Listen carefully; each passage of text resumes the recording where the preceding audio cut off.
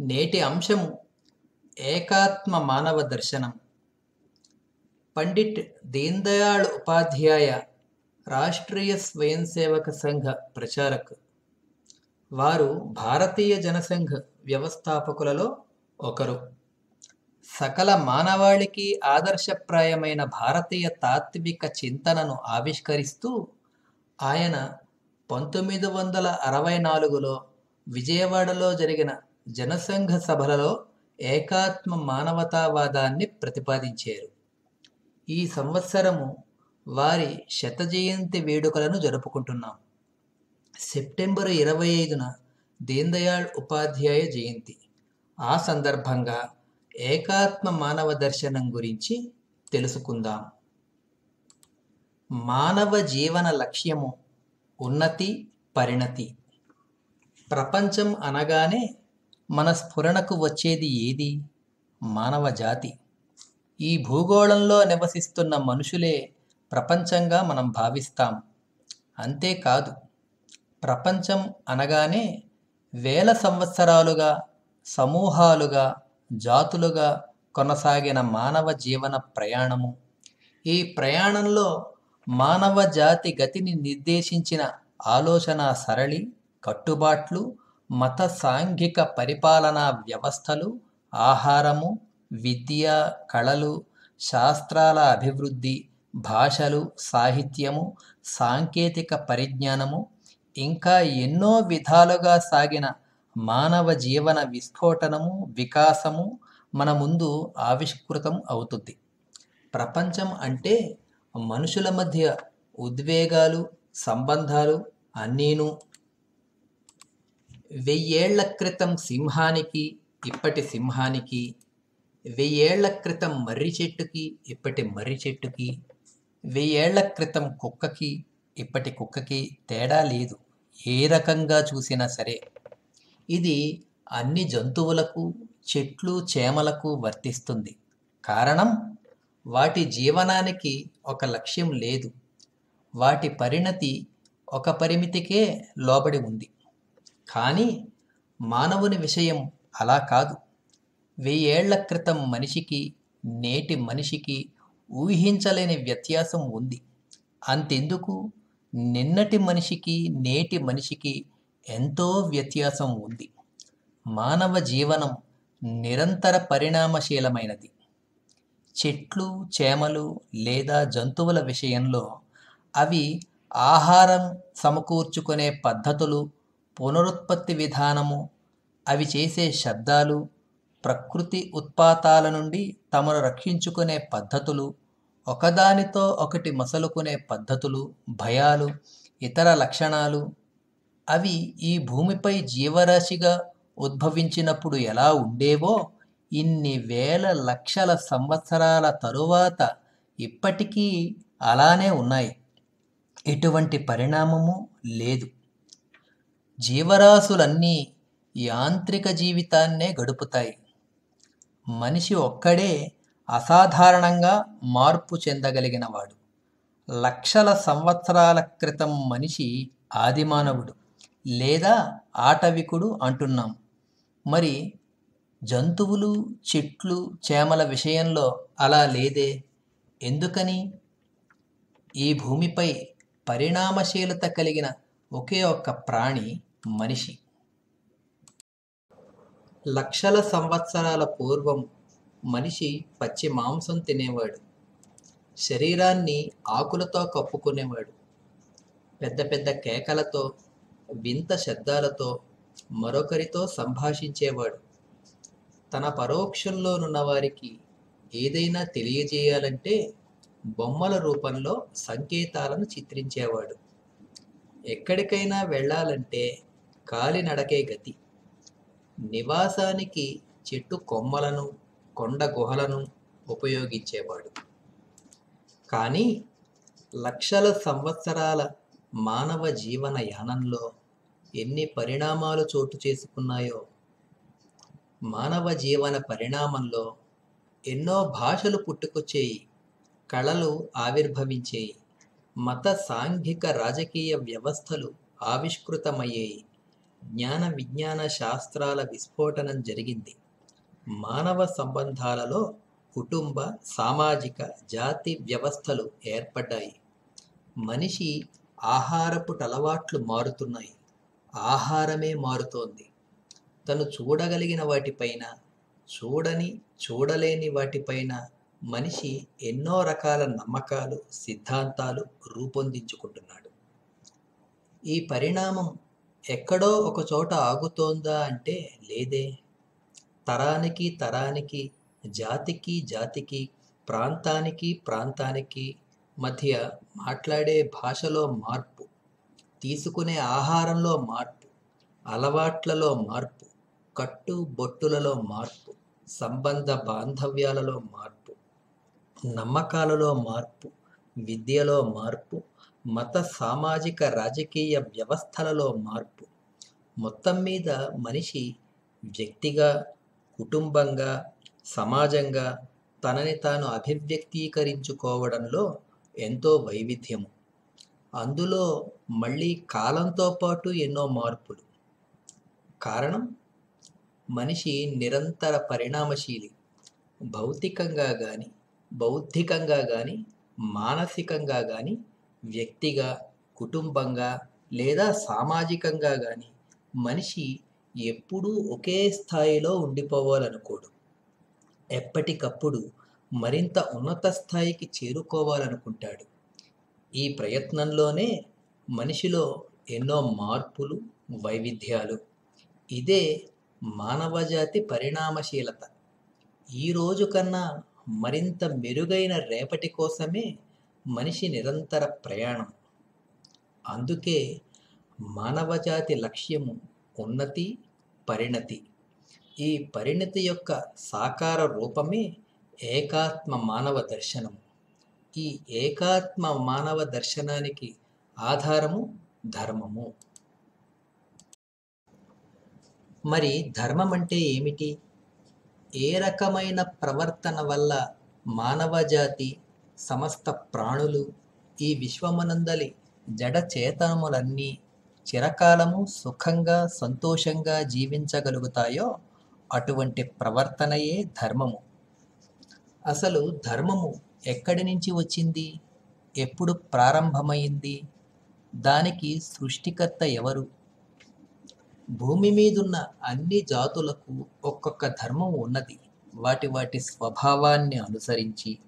ధర్మం లేని జాతి భూమి మీద లేదు. మరి వాటి ధర్మం ఎక్కడి నుంచి వచ్చింది? వాటి ధర్మానికి స్రష్ట ఎవరు?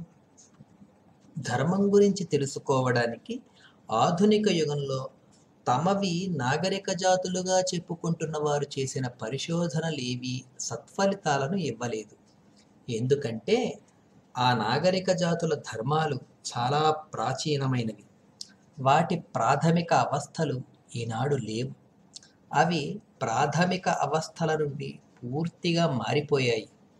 ఈనాడు ఎక్కడా వాటి ప్రాథమిక లక్షణాలు కనిపించవు. కారణం, తమని వ్యాప్తి చెందించుకోవడం కోసం శతాబ్దాల తరబడి ఇతరులపై దురాక్రమణలు చేస్తూ ఉండడంతో ఆ జాతులు తమ స్వస్వరూపాన్ని కోల్పోయాయి. జాతిగతమైన తమ సహజ స్వభావానికి దూరమైనాయి. ధర్మం గురించి తెలుసుకోవాలంటే మానవ సమాజాల పై స్వరూపాలను గాక మానవ జీవితపు లోతుల్లోకి వెళ్ళాలి. మానవ జీవితపు మూల స్వభావాన్ని తెలుసుకోవాలి. శరీరం కన్నా చైతన్యము పూర్తిగా భిన్నమైనది. మానవుడు చనిపోయిన తరువాత కూడా అతని శరీరం అలానే ఉంటుంది.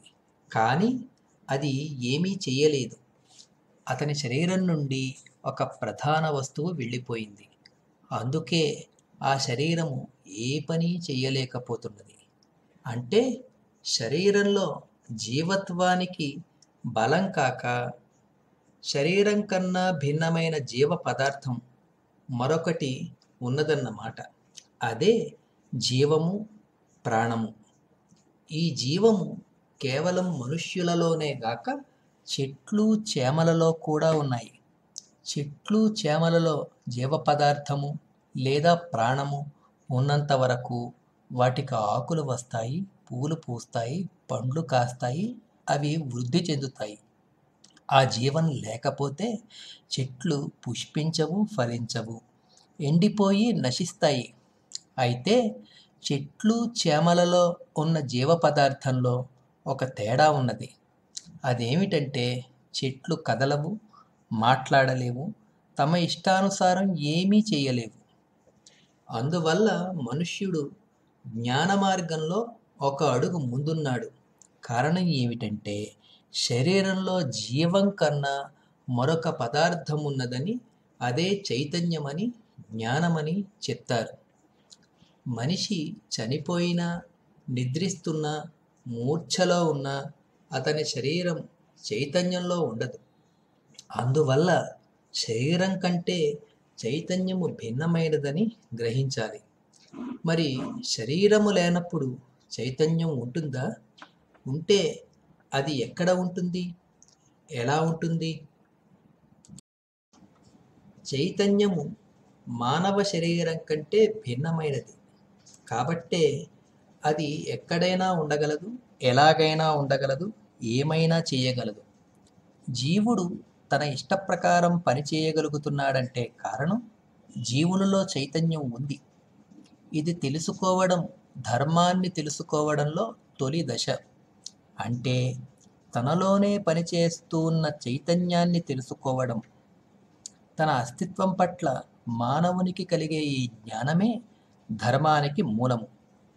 ఈ చైతన్యాన్ని తెలుసుకోవడం అన్నది జంతువులలో లేదు.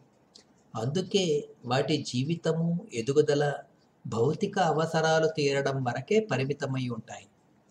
కాబట్టి వాటికి తమలోని చైతన్యాన్ని గ్రహించే శక్తి లేదు.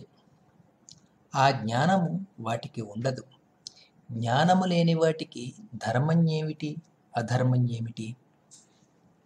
ఆహార నిద్ర భయమైథునంచ సామాన్యమేతత్ పశుభిన్నరాణాం ధర్మేణ తేషాం అధికో విశేషో ధర్మస్య హీనాం పశుభిః సమానాః.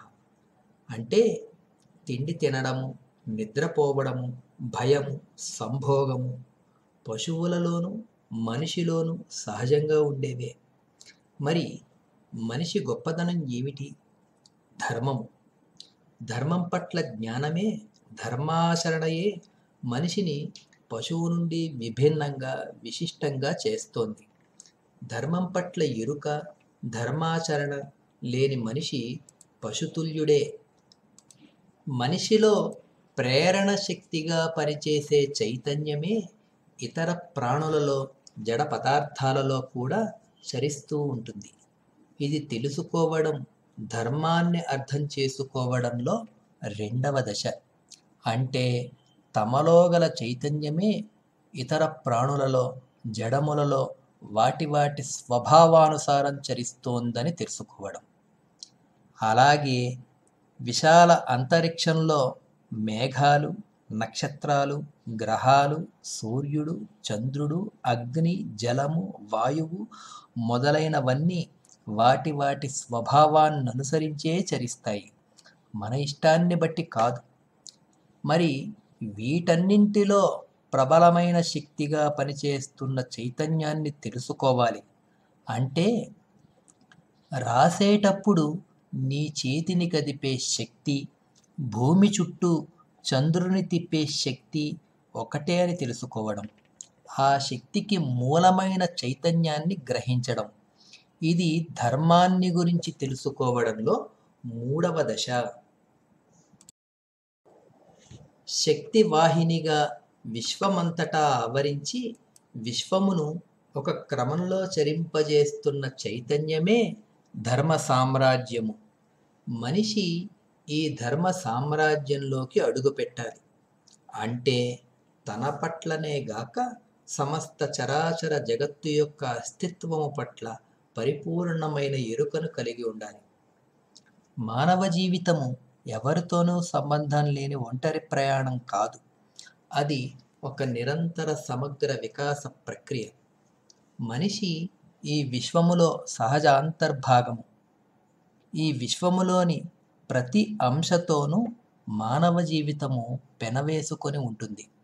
అందుకే వ్యక్తి జీవితము వ్యష్టి, కుటుంబము, సమాజము సమిష్ఠులుగా వికాసము పొంది పరమేష్ఠి వైపు సాగే ప్రక్రియగా భారతీయ సంస్కృతి భావిస్తుంది. అంతేగాని కుటుంబము, సమాజము, సమిష్ఠుల పట్ల సంబంధం లేనిది కాదు మానవ జీవితము. అందుకే మానవునికి కుటుంబం పట్ల, సమాజము పట్ల, సమిష్టి అనగా సకల చరాచర జగత్తు పట్ల తన పట్ల ఎంత బాధ్యత ఉందో అంత బాధ్యత ఉంది. విశ్వమునందలి ప్రతి అంశ యొక్క మనుగడకు భంగము కాని విధంగా ఉండాలి మన ఆలోచన, మన నడవడిక. ఇందుకు మనలో అహింస, ప్రేమ, భక్తి ఉండాలి. ఎందుకంటే ఇవే ధర్మమునకు మూలములు. ఈ ధర్మము యొక్క జాగృతి మనలో కలిగినప్పుడు మనది అన్న అహంకార పరిధులను దాటి అన్నింటినీ సమానంగా ప్రేమించగలుగుతాము. అప్పుడు మనలో అహింస సహజంగా వికసిస్తుంది. అప్పుడు విశ్వమంతటా నిండి ఉన్న చైతన్యము పట్ల మనలో భక్తి అంకురిస్తుంది.